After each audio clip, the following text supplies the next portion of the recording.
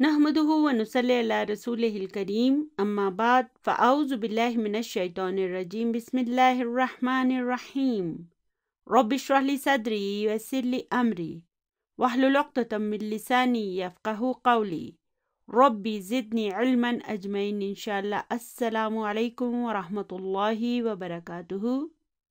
अल्लाहुम्मा यस्सिर व ला तुअस्सिर व तम्मिम बिल खैर।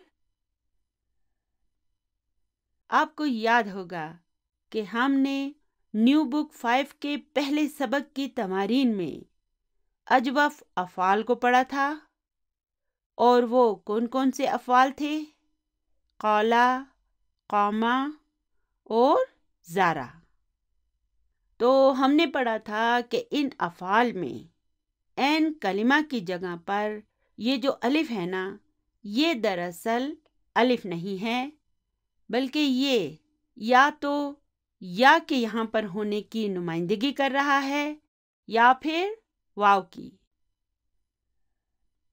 लेकिन हमें कैसे पता चलेगा कि यहाँ पर इस फेल का एन कलिमा वाव है या? इसका पता या तो हमें डिक्शनरी से चलता है या फिर इसके मुदारे से। आसान तरीका क्या है? इसका मुदारे मालूम कर लें, आपको पता चल जाएगा। यानी कि मुदारे में जाकर इसका वाव या जाहिर हो जाता है, जैसे क़ाला यक़ूलू। तो देखें, क़ाला का ऐन कलिमा मुदारे में जाकर वाव में बदल जाता है। यानी कि क़ाला का असल रूट वर्ड क्या हुआ? काफ वाव लाम, क़वला। तो चूंकि ये बाब नसरा से है, इसलिए इसका ये यक़ूलू भी दरअसल यक़वुलू है।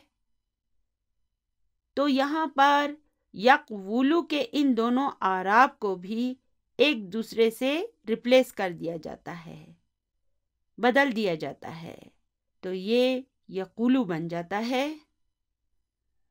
आपको याद होगा कि ये सब कुछ हम पढ़ चुके हैं।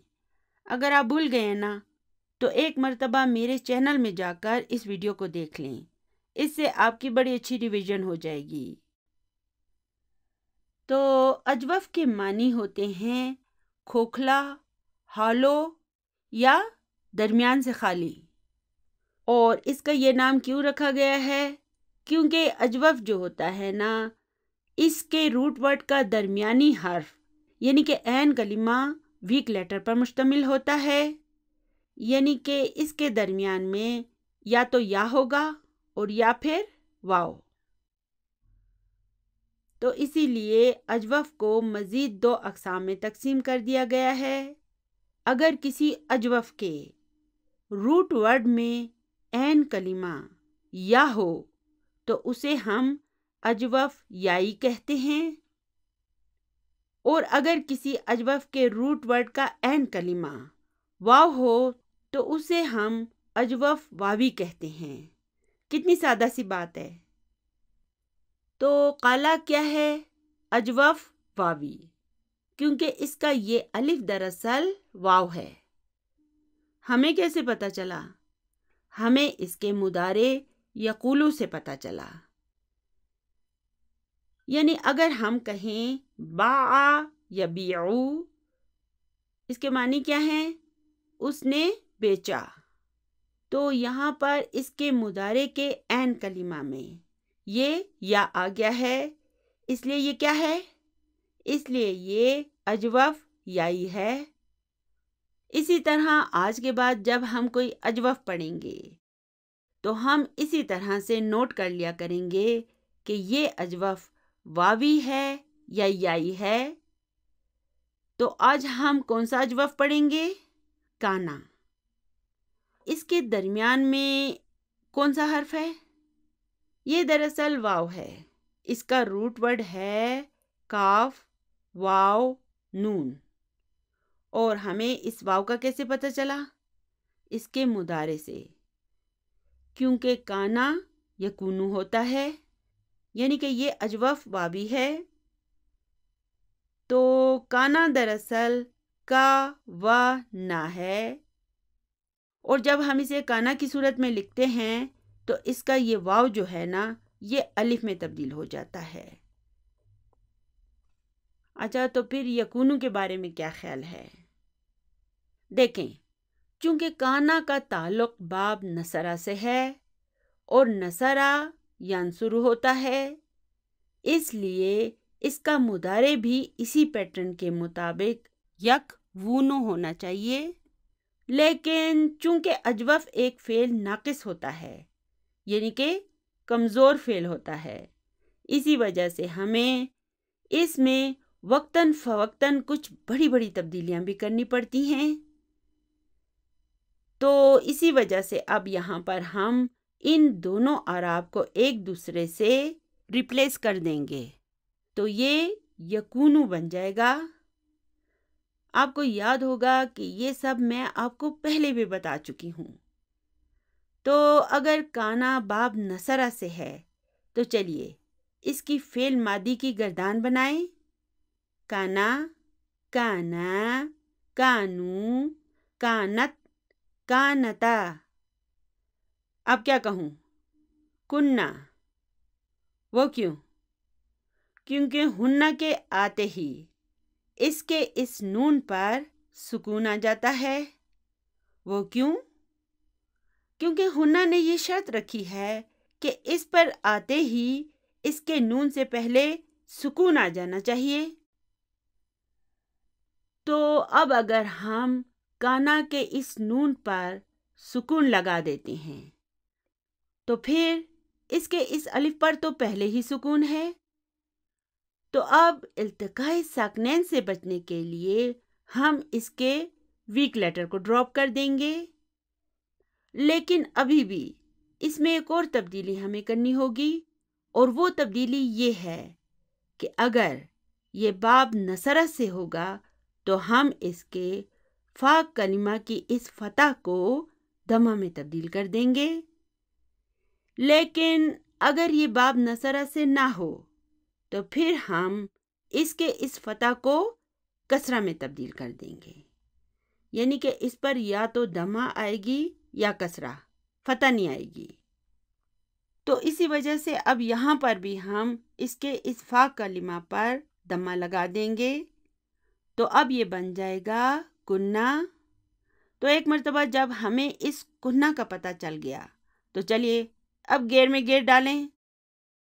کننا، کنتا، کنتما، کنتم، کنتی، کنتما، کنتنا، کنتو، کننا۔ چلیے اب اس کی فعل مضارع کی گردان میرے ساتھ دہرائیں۔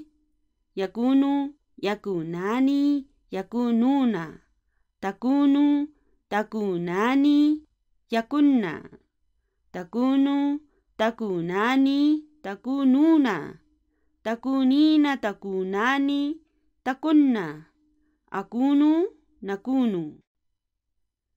تو اب کیا یہ مشکل ہیں؟ نہیں ہے نا؟ اب انہیں بنانے میں ہمیں کتنا مزہ آ رہا ہے۔ اسی طرح آگے جا کر ہمیں ان کی گردانیں بنانا اچھا لگنے لگے گا۔ یہ کانا جو ہے نا یہ ایک بہت ہی عام سا فعل ہے جو قرآن پاک میں بڑی کثرت سے آیا ہے۔ تو اگر ہم کہیں تکونو تو ہم اس کا امر کیسے بنائیں گے؟ اس کا امر ہوگا کن۔ ہیں وہ کیسے؟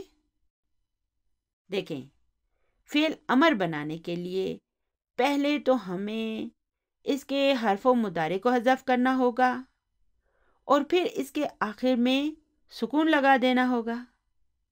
تو اب التقاء ساکنین سے بچنے کے لیے ہم ویک لیٹر کو ڈراپ کر دیں گے، تو یہ بن جائے گا کن۔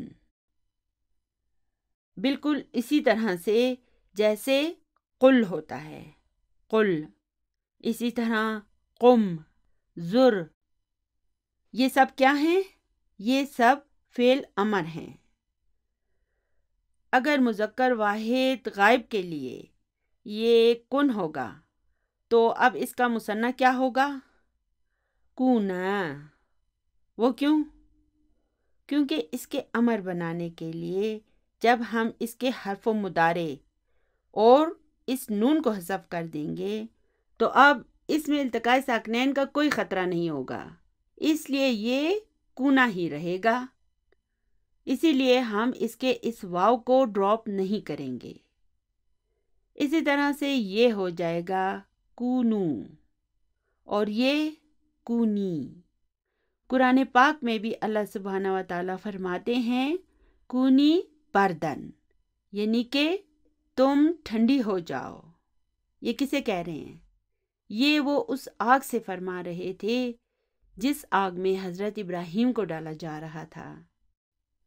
اس کے بعد ہوگا کونا اور پھر کننا۔ تو ہم انہیں کیسے ڈسکرائب کریں گے؟ ہم ان کو اس طرح ڈسکرائب کریں گے، اسے ہم کہیں گے فعل و امرن مبنی علی السکونی، اور ان چاروں کو ہم کہیں گے فعل و امرن مبنی علی حذف النون، اور یہ ہو جائے گا فعل و امرن مبنی علی السکونی، کیونکہ اس کے آخر میں جو نہ آیا ہے نا، یہ اس کا فاعل ہے، تو فعل ہے کن، اس لیے اسے بھی ہم کہیں گے فعل و امرن مبنی علی السکونی۔ تو یہ سب جو ہے نا، یہ ہمارے لیے کوئی نئی بات نہیں ہے، الحمدللہ ہم یہ سب پڑھ چکے ہیں۔ تو ہم پڑھ چکے ہیں کہ یہ کانا جو ہے نا، یہ ایک فعل ناقص ہے، اور کانا کے معنی ہیں وہ تھا۔ کیا تھا؟ کیا اس کے معنی مکمل ہیں؟ نہیں ہے نا؟ تو وہ کیا تھا؟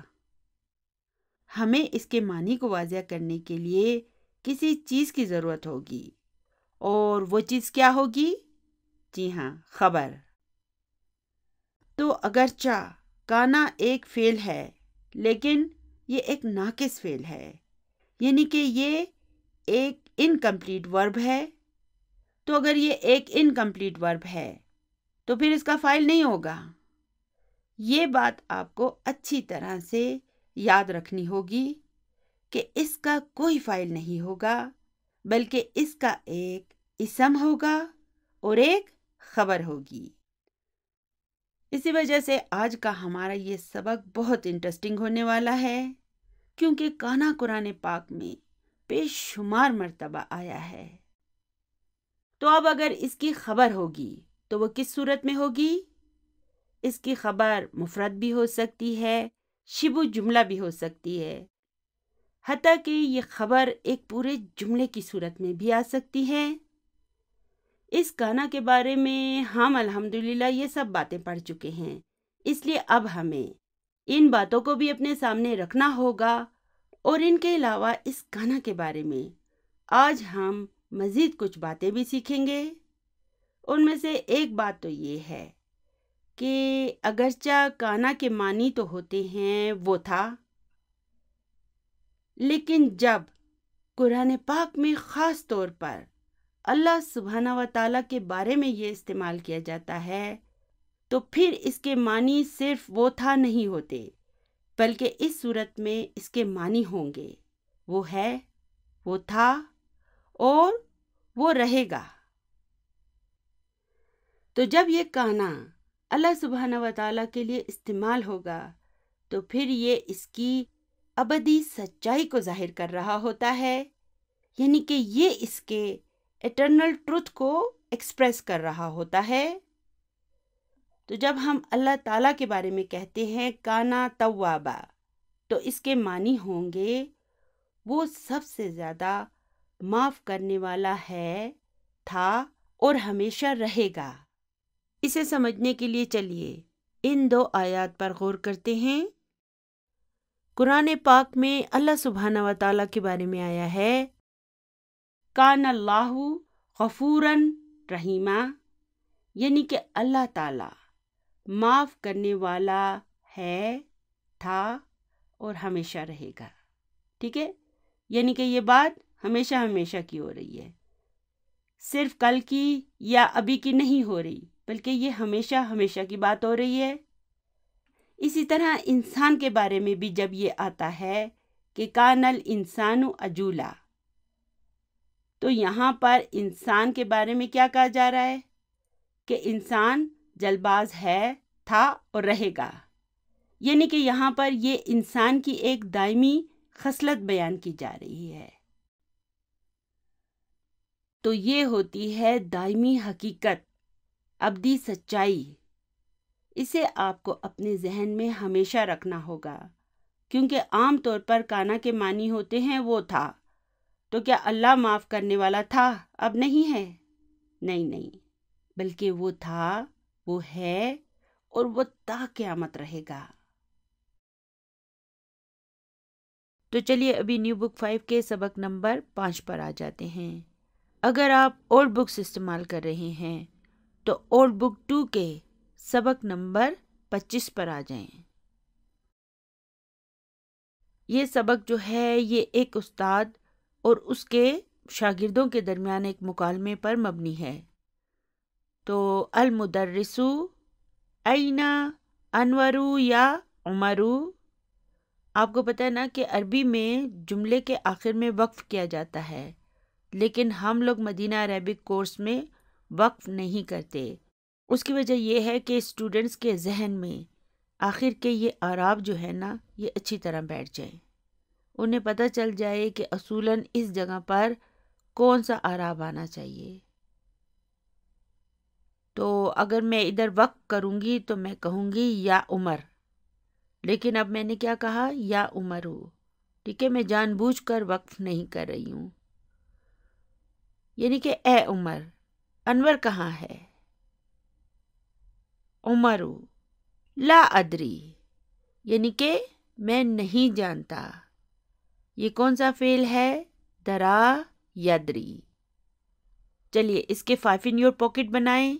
یدری، تدری، تدری، ادری، ندری۔ تو دیکھیں ادری آ گیا نا، یعنی کہ میں نہیں جانتا۔ رأیتہ قبل قلیل، اب دیکھیں یہ کون سا فعل ہے؟ رآ یرا۔ تو اب یہاں پر رأی فعل ہے، تو اس کا فاعل ہے اور ہو یہ اس کا مفعول بہ ہے، اور قبلہ ایک ظرف ہے اور قلیلن اس کا مضاف الیہ ہے، یعنی کہ میں نے اسے کچھ دیر پہلے دیکھا تھا۔ کانا واقفاً خارج الفصلی، اب اس کانا کو ہم کیسے ڈسکرائب کریں گے؟ ہم کہیں گے فعل ماضٍ ناقص۔ اب یہاں پہ دیکھیں میں نے فعل کہا اور پھر ماضٍ کہا، وہ کیوں؟ دونوں پہ تنوین لگائی ہے، وہ کیوں؟ کیونکہ یہاں پر یہ ماضٍ جو ہے نا یہ دراصل مرفوع ہے۔ اب آپ کہیں گے کہ پہلے یہ کہتی ہیں کہ کسرہ آئے تو وہ لفظ جو ہے وہ مجرور ہوتا ہے، اور اب اسے یہ مرفوع کہہ رہی ہیں، تو اسے انشاءاللہ تعالی ہم بک 3 میں پڑھیں گے کہ یہ کیسے مرفوع ہے۔ کسرہ کی تنوین آنے کے باوجود یہ ماضٍ کیسے مرفوع ہو گیا، ٹھیک ہے، تو اسے ہم بک 3 میں پڑھیں گے۔ تو اس کانا کا اسم کہاں ہے؟ دیکھیں کانا چونکہ ایک ناقص فعل ہے، اور ناقص فعل کا فاعل نہیں ہوتا بلکہ اس کے بعد ایک اسم ہوتا ہے اور ایک خبر ہوتی ہے۔ دیکھیں نا، کانا کے معنی ہے وہ تھا، کیا تھا، یہ اپنے معنی کو مکمل طور پر واضح نہیں کر پا رہا، اس لیے اس کے معنی کو واضح کرنے کے لیے ہمیں اس کے بعد کسی اور چیز کی ضرورت ہوگی، اور وہ چیز کیا ہوگی؟ وہ ایک خبر ہوگی۔ تو کانا کے بعد فاعل نہیں آئے گا بلکہ اس کے بعد ایک اسم آئے گا اور پھر ایک خبر آئے گی۔ تو اب اسم کانا کہاں پر ہے؟ ہم کہیں گے اسم کانا مستتر و تقدیرہ ہوا، اور پھر واقفاً کیا ہے؟ یہ خبر کانا ہے، ٹھیک ہے، خبر کانا کیا ہوتی ہے؟ منصوب ہوتی ہے۔ آپ کو یاد ہے نا ہم نے انا اور اس کی اخوات کو پڑھا تھا، تو انا میں اور کانا میں کیا فرق ہے؟ دیکھیں انا کا اسم منصوب ہوتا ہے اور خبر مرفوع ہوتی ہے، جبکہ کانا اس کے اپوزٹ ہوتا ہے، کانا کا اسم مرفوع ہوگا اور خبر منصوب ہوگی۔ دیکھیں کانا کی جو خبر ہے نا خواہ وہ پورے جملے کی صورت میں ہی کیوں نہ ہو. ہم اس پورے جملے کو کہیں گے خبر کانا فی محل نصب. اسی طرح اگر شبہ جملہ خبر کے طور پر آئے تو اسے بھی ہم کہیں گے شبہ جملہ خبر کانا فی محل نصب. تو اب یہ واقفاً جو ہے نا یہ کانا کی خبر ہے. پھر خارجہ کیا ہے؟ دیکھیں اس خارجہ کو دیکھیں کیا ہے، منصوب ہے نا، اور ظرف کیا ہوتا ہے، منصوب ہوتا ہے. یہی وجہ ہے کہ یہاں پر یہ خارجہ منصوب ہے. خارجہ کا کیا مطلب ہے؟ باہر. تو باہر کیا ہے؟ یہ ظرف و مکان ہے. تو خارجہ کیا ہے؟ ظرف ہے، اور الفصلی اس کا مضاف الیہ ہے، یعنی کہ وہ کلاس سے باہر کھڑا تھا. المدرس کیف حال عمار الآن یا سعد. اب مدرس جو ہے وہ اپنے ایک اسٹوڈنٹ سعد سے سوال کرتا ہے کہ عمار کا ابھی کیا حال ہے. کانا مریدن منذ اسبوع. اب یہاں پہ دیکھیں کانا کیا ہے، فعل ماض ناقص. اور اسم کانا کہاں ہے؟ دیکھیں ابھی جب بھی کانا آئے گا نا تو میں آپ لوگوں سے کہوں گی کہ اسم کانا کہاں ہے. میں فاعل کا نہیں پوچھوں گی، اسم کانا کا پوچھوں گی. اور اگر میں غلطی سے کسی ویڈیو میں فاعل کہہ دوں تو آپ لوگوں نے میسج کے ذریعے مجھے بتانا ہے کہ یہاں پہ آپ نے غلطی کی ہے. ٹھیک ہے، میں بھی انسان ہوں اور غلطی مجھ سے بھی ہو سکتی ہے، اس لیے آپ نے مجھے میری غلطی بتانی ہے. تو اسم کانا کہاں ہے؟ یہاں پہ بھی مستتر ہے، وَتَقْدِيرُهُ ہوا. اور پھر مریدن کیا ہے؟ جی ہاں یہ خبر کانا منصوبن ہے. میں نے آپ کو بتایا نا کہ کانا کی خبر ہمیشہ منصوب ہوگی. پھر منذ کیا ہے؟ حرف جر ہے، اور اسبوعین یہ اسم مجرور ہے، یعنی کہ وہ ایک ہفتے سے بیمار ہے. منذ کا کیا مطلب ہے؟ سے. انگلش میں اس کی ٹرانسلیشن ہوگی سنس. منذ اسبوعین سنس 1 week، یعنی کہ وہ ایک ہفتے سے بیمار ہے. سعد لا یزال مریدن یا فضیلت الشیخی. اب اس یزالو کو دیکھیں، یہ فعل ہے زالا، یعنی کہ یہ فعل بھی اجوف ہے، لیکن یہ تھوڑا سا ٹرکی ہے کیونکہ اس کا مضارع ہے یزالو. یہ کیا ہمیں اس کے مضارع میں اس کا الف یا واو میں تبدیل ہوتا نظر نہیں آ رہا. وہ کیوں؟ اسے سمجھنے کے لیے چلیے ایک اور مثال کو سمجھ لیتے ہیں. فعل ہے نامہ اور اس کا مضارع ہوگا ینامو. اب پھر وہی مسئلہ آ گیا، اس کا الف مضارع میں جا کر واو یا میں تبدیل نہیں ہوا. تو اب ہم کیا کریں؟ دراصل کسی نہ کسی جگہ پر اس کا واو ضرور ظاہر ہونا چاہیے. تو نامہ کے معنی ہیں وہ سویا، اور ینامو کے معنی ہیں وہ سو رہا ہے. تو چلیے اب ہم اس کے مصدر پر چلتے ہیں. تو اس کا مصدر کیا ہوگا؟ نومن. نوم کسے کہتے ہیں؟ نیند کو. تو اب دیکھیں یہاں پر اس کا یہ واو جو ہے نا ظاہر ہو گیا ہے، یعنی اس کا روٹ ورڈ دراصل نون، واو اور میم ہے. لیکن اس کے جو اعراب ہیں نا وہ اس طرح ہوں گے، نا وی ما، نویما، کیونکہ یہ باب سمیہ سے ہے. بالکل اسی طرح سے زالا یا زالو بھی ہے. اب اس نویما کو باب سمیہ کے مطابق مضارع میں تبدیل کریں تو یہ ہو جائے گا ین ومو. ین ومو. یہاں پر بھی اس کے یہ دونوں اعراب ایک دوسرے کی جگہ ریپلیس ہو جاتے ہیں، یہ دونوں ایک دوسرے سے اپنی جگہ بدل لیتے ہیں. اور چونکہ یہاں پر دیکھیں ویک لیٹر سے پہلے یہ فتح آ گئی ہے، اس لیے اب یہ واو بھی الف میں تبدیل ہو جائے گا اور یہ بن جائے گا ینامو. ٹھیک ہے، मैंने आपको कहा था ना कि वीक लेटर से पहले जब फतह आ जाती है तो वीक लेटर अलिफ में तब्दील हो जाता है, जब दम्मा आ जाती है तो वीक लेटर वाव में तब्दील हो जाता है, और जब इससे पहले कसरा आती है तो वीक लेटर या में तब्दील हो जाता है। तो यहाँ पर भी इस फतह की वजह से ये वीक लेटर अलिफ में तब्दील हो जाएगा और ये बन जाएगा यनामू। तो अगरचा ये अजवफ वावी है, लेकिन अब चूंकि ये बाप समिया है इसलिए इसके मुदारे में इसका वाव अलिफ में तब्दील हो जाता है।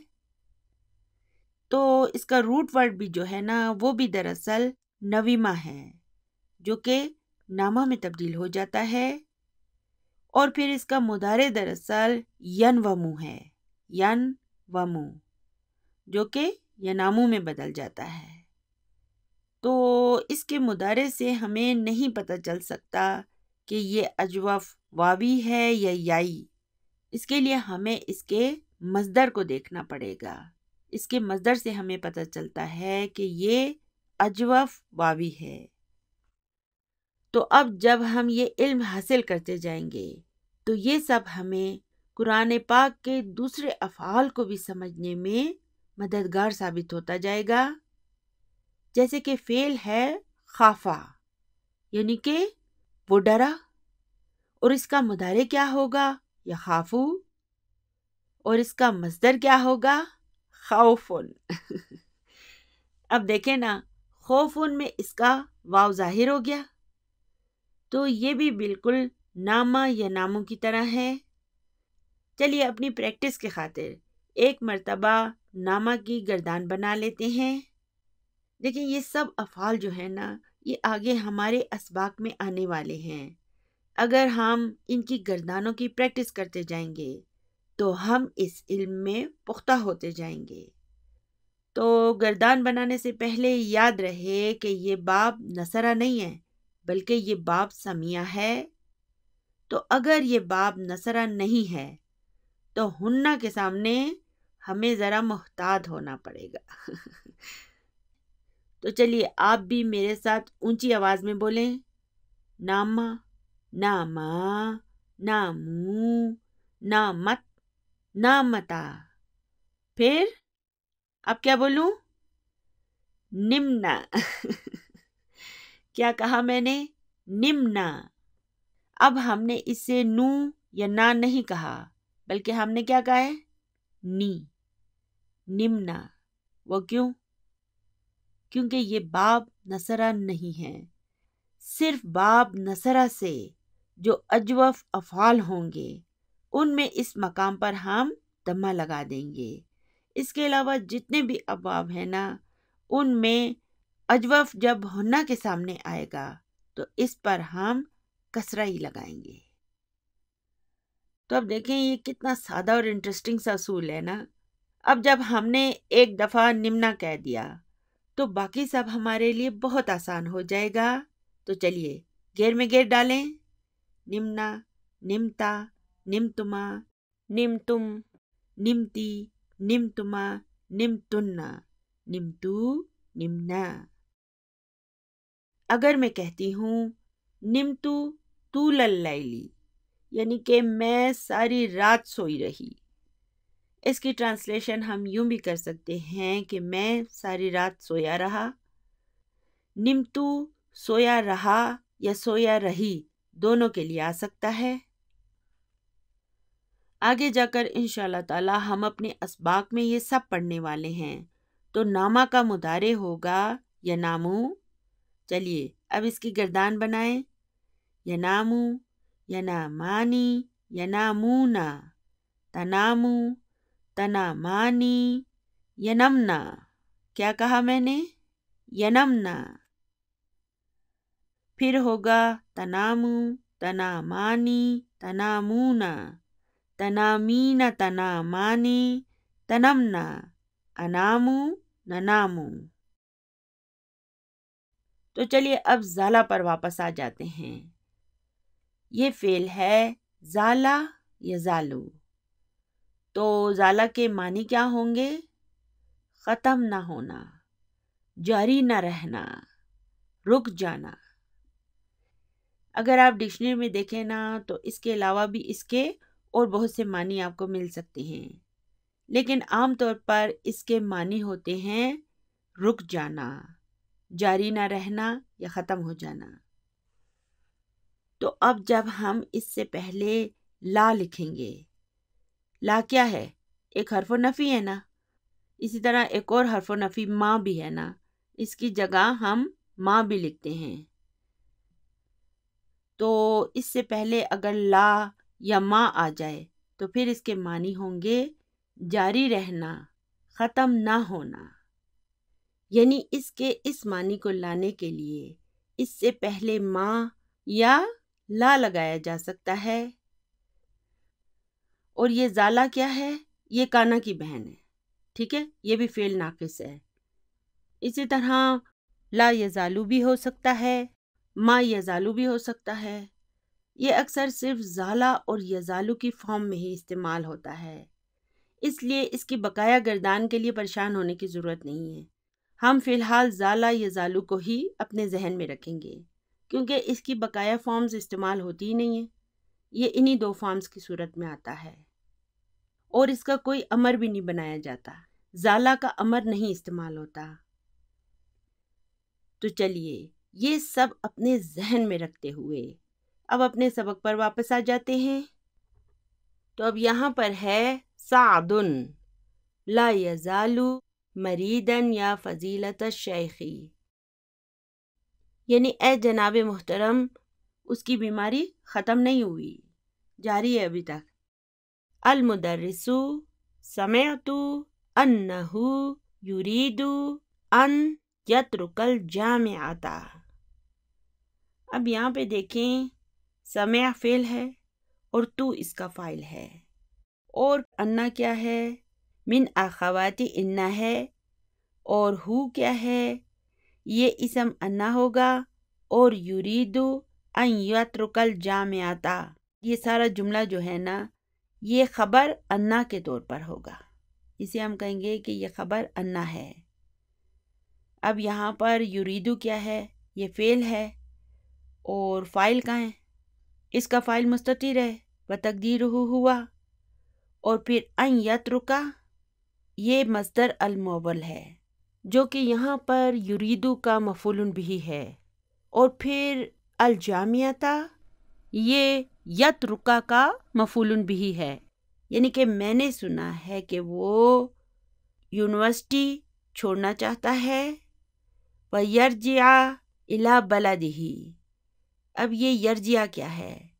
یہ یرجع جو ہے نا یہ معطوف علی یترکا ہے، یہی وجہ ہے کہ یہ بھی منصوب ہے، اور دیکھیں یہ دراصل ان یرجع ہے، اس کے اندر جو ان ہے نا وہ چھپا ہوا ہے، وہ ظاہر نہیں ہوا، ٹھیک ہے، اسے حذف کر دیا گیا ہے، لیکن دراصل یہ ان یرجع ہے، یعنی کہ میں نے سنا ہے کہ وہ یونیورسٹی کو چھوڑنا چاہتا ہے اور اپنے ملک لوٹ کر جانا چاہتا ہے۔ اصحیح ھذا، کیا یہ درست ہے؟ سعد لا، ھذا غیر صحیح، نہیں یہ درست نہیں ہے۔ چلیے آگے چلتے ہیں۔ المدرس ماذا یعمل ابوک یا ابراہیم، یعنی کہ اب مدرس ابراہیم سے سوال کرتا ہے کہ اے ابراہیم تمہارا ابو کیا کرتا ہے؟ سمعت انہ وزیر، میں نے سنا ہے کہ وہ ایک وزیر ہے۔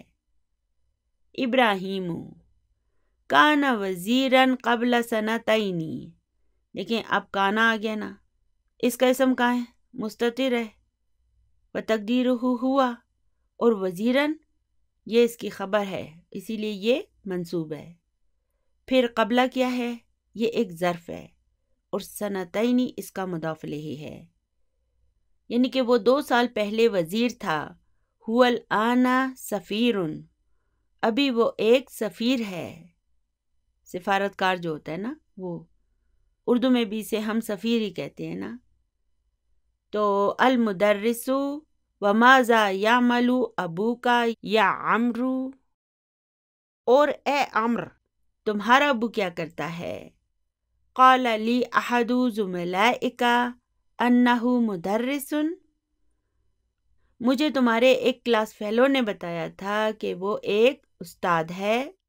اب یہ چھوٹے چھوٹے جملے ہیں نا، دیکھیں آپ انہیں خود انالائز کر سکتے ہیں.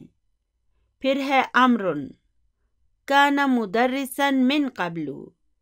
اب یہاں پہ دیکھیں یہ من قبل کیوں آیا ہے. من کے بعد اگر قبل آیا ہے تو اس پر دمہ کیوں ہے؟ دیکھیں اس کی یہ خصوصیت ہوتی ہے کہ جب اس کے بعد کوئی مضاف الیہ آتا ہے، جیسے اوپر دیکھیں نا قبلہ سنتینی، تو یہ سنتینی کیا ہے؟ یہ اس ظرف کا مضاف الیہ ہے. تو اس صورت میں یہ قبلہ جو ہے نا یہ منصوب ہوتا ہے، ٹھیک ہے، اس پر فتح آتی ہے. لیکن جب اس قبلہ کے بعد کوئی مضاف الیہ نہ ہو تو پھر اس پر دمہ آتی ہے، ٹھیک ہے. اب یہ دیکھیں قبلو لکھا ہوا ہے، من کے بعد یہ آیا نا تو اس پر کسرہ ہونی چاہیے، لیکن یہ مبنی ہوتا ہے. یا تو جب اس کے بعد مضاف الیہ ہو تو اس پر فتح آتی ہے، ورنہ اس پر دمہ آتی ہے، یہ مبنی ہو جاتا ہے. اب یہاں پر یہ مبنی ہے، اس کا یہ دمہ جو ہے نا یہ اسی طرح رہے گا، یہ کسرہ میں نہیں تبدیل ہوگا. تو بادو کا بھی یہی اصول ہے، اسی طرح مم بادو بھی ہو سکتا ہے، ٹھیک ہے، اس کا یہی اصول ہے. دیکھیں اسی طرح یہ قرآن پاک میں بھی من قبلو اور من بادو کی صورت میں آیا ہے نا، اسی لیے ڈاکٹر صاحب نے ان قواعد کو اپنے اسباق میں بھی استعمال کیا ہے. جیسے ذہبت الی المسجد قبل الاذان ورجعت بعد الصلاۃ، یعنی کہ میں اذان سے پہلے مسجد گیا تھا اور نماز کے بعد لوٹا ہوں. تو اب یہاں پہ دیکھیں قبلہ آیا ہے، منصوب ہے یہ، کیونکہ اس کے بعد مضاف الیہ الاذانی ہے. اور پھر بعد آیا ہے کیونکہ اس کے بعد مضاف الیہ الصلاۃ ہے. لیکن اگر ان کے بعد مضاف الیہ نہ ہو تو پھر یہ کیسے ہو جائیں گے؟ تو پھر ان پر ایک دمہ لگائی جائے گی اور یہ مبنی ہوں گے. جیسے کہ ہم کہہ سکتے ہیں ابل آنا مدیر وکان من قبل مدرسا. تو اب یہاں پہ قبل کے بعد کوئی مضاف الیہ نہیں ہے، اس لیے اس پر دمہ آئی ہے. اسی طرح قرآن پاک میں ہے للہ الامر من قبل ومن بعد. تو یہاں پر بھی دیکھیں کہ من کے بعد قبلو اور بعدو لکھا ہوا ہے، ٹھیک ہے، اس کے اعراب تبدیل نہیں ہوئے کیونکہ قبلو اور بعدو اس صورت میں مبنی ہو جاتے ہیں. کس صورت میں؟ اگر ان کے بعد مضاف الیہ نہیں آئے. تو امر کیا جواب دیتا ہے؟ کانا مدرسن من قبلو، یعنی کہ پہلے وہ ایک ٹیچر تھے. وَهُوَ الْآنَ مُفَتِّشٌ فِي الْمَدَارِسِ الثَّانْوِيَّةِ.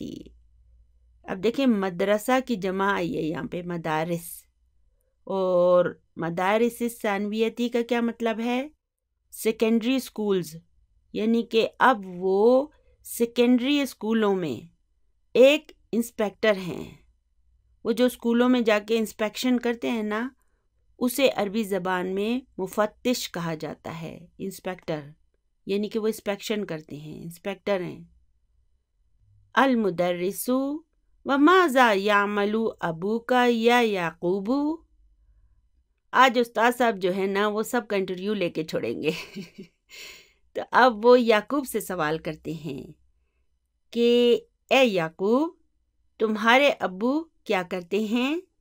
یعقوب کانا شرطین. شرطیہ کسے کہتے ہیں؟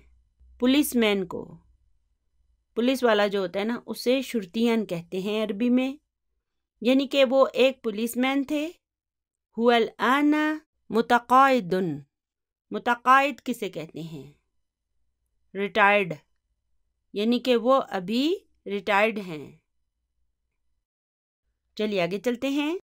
المدرس یا ابا بکر قلت لی قبل 3 سنوات، یعنی کہ اے ابو بکر تم نے مجھے 3 سال پہلے کہا تھا ان اباک عمید کلیت الہندستی۔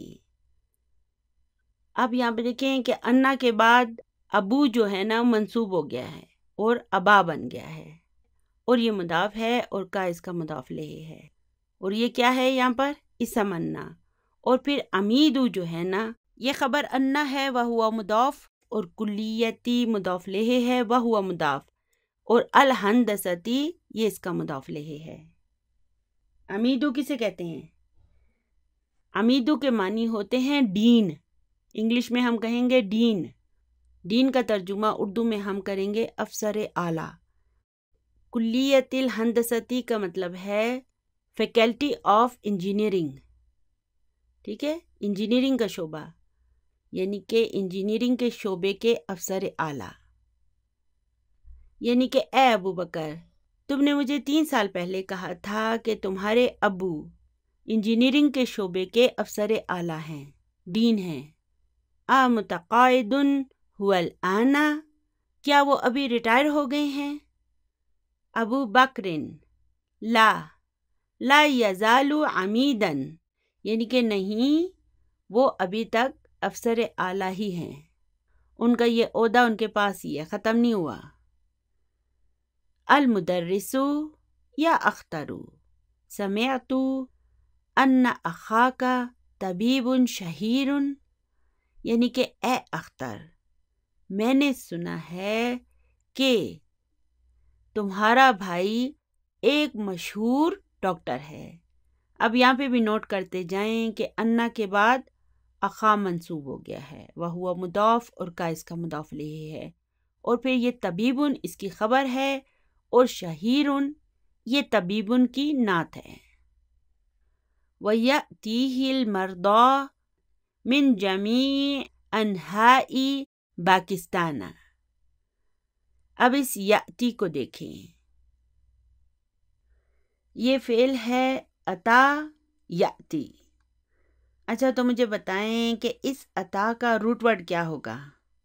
جی ہاں، تا یا، یعنی کہ اس فعل کا جو لام کلمہ ہے نا یہ ویک لیٹر پر مشتمل ہوگا، لیکن جب کسی بھی فعل کے آخر میں یہ الف مکسورہ آ جائے تو آپ سمجھ لیں کہ یہ دراصل یا ہے، اسے ہم عطا پڑھتے ہیں، عطائی نہیں پڑھتے، عطا پڑھتے ہیں، یعنی اسے ہم الف کی طرح پڑھتے ہیں، لیکن دراصل یہ ایک یا ہے۔ یہی وجہ ہے کہ اس کا مضارع یاتی ہو جاتا ہے، جس میں یہ یا کھل کر سامنے آ جاتی ہے۔ اب ہم یہاں پر اس یا کو یا ہی پڑھتے ہیں۔ چلیے اب میں ایک اور فعل لکھتی ہوں، دعا، تو اب بتائیں کہ اس کا یہ الف دراصل کیا ہے؟ جی ہاں، یہ دراصل واو ہے، اور اس کا روٹ ورڈ ہوگا دعوا، یعنی کہ اس کا لام کلمہ بھی ویک لیٹر ہے، یہ بھی ایک فعل ناقص ہے۔ دیکھیں یہ جو ناقص کا لفظ ہے نا یہ 2 طرح سے استعمال کیا جاتا ہے۔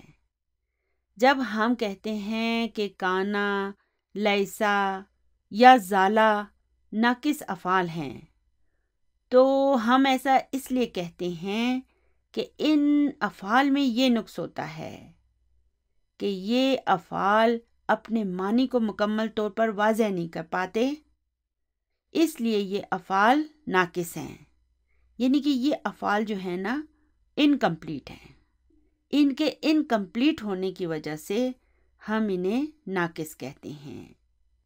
لیکن دوسری طرف ایسے افعال جن میں کوئی ویک لیٹر موجود ہوتا ہے تو انہیں بھی ہم ناقص افعال کہتے ہیں۔ ان افعال کا نقص کیا ہوتا ہے؟ ان کا نقص یہ ہوتا ہے کہ ان میں ویک لیٹر موجود ہوتا ہے، کیونکہ ویک لیٹر کے موجود ہونے کی وجہ سے ان کی جو گردان ہے نا وہ عام افعال سے ہٹ کر ہوتی ہے۔ ان کی گردانیں بناتے وقت ہمیں ویک لیٹر کی وجہ سے بعض اوقات بڑی بڑی تبدیلیاں کرنی پڑتی ہیں، یہی وجہ ہے کہ انہیں ہم ناقص افعال کہتے ہیں، اور ان کا نقص ویک لیٹر کا ان میں موجود ہونا ہے، ٹھیک ہے؟ تو کانا اور اس کی اخوات اپنے معنی کے لحاظ سے ناقص ہوتی ہیں، یعنی کہ یہ انکمپلیٹ ہونے کی وجہ سے ناقص ہوتی ہیں، یہ اپنے معنی کو مکمل طور پر واضح نہیں کر پاتے۔ یہی وجہ ہے کہ ان کا ایک اسم ہوتا ہے اور ان کے معنی کو واضح کرنے کے لیے پھر ایک خبر آتی ہے، جبکہ ویک لیٹر کی وجہ سے جو افعال ناقص افعال کہلاتے ہیں، ان میں ویک لیٹر کی موجودگی انہیں ناقص بنا دیتی ہے۔ یہاں انہیں ہم جو ناقص کہتے ہیں نا، اس کی وجہ ہوتا ہے ان کا ویک ہونا، کمزور ہونا، اور ان افعال کے بعد ہم فاعل کو تلاش کرتے ہیں، اسم کو نہیں۔ اب ہمیں فاعل کو ہی تلاش کرنا ہوگا، اور اگر ضرورت ہو تو پھر اس کے بعد مفعول بھی آتا ہے، یعنی کہ یہ نارمل افعال کی طرح ہوتے ہیں، ان کے بعد فاعل بھی آئے گا اور مفعول بھی آئے گا۔ دیکھیں عربی افعال جو ہے نا، یہ جتنے مشکل ہوتے جاتے ہیں نا، اتنے ہی پرکشش اور دلچسپ ہوتے جاتے ہیں، کیونکہ ہم انہیں جتنا گہرائی سے جانیں گے اتنے ہی یہ ہمارے لیے انٹرسٹنگ ہوتے جائیں گے۔ تو یہ عطا یاتی کس باب سے ہے؟ یاد ہے نا وہ پوئم ہم نے کیا پڑھا تھا؟ ہم نے پڑھا تھا فتح دم من نصر ینصر، فتح کسر ضرب یضرب، فتحتانی فتحتانی فتح یفتح۔ ان ابواب کے ماضی مضارع کے اوپر جو تبدیلی ہوتی ہے نا، وہ اس کے عین کلمہ پہ ہوتی ہے۔ تو اب یہاں پہ بھی دیکھیں کہ اس تا پر فتح ہے اور اس پر کسرہ، یعنی کہ یہ عطا یاتی جو ہے نا، یہ باب دربا سے ہے، اور یہ دراصل عطا یاتی یو ہے، ٹھیک ہے نا؟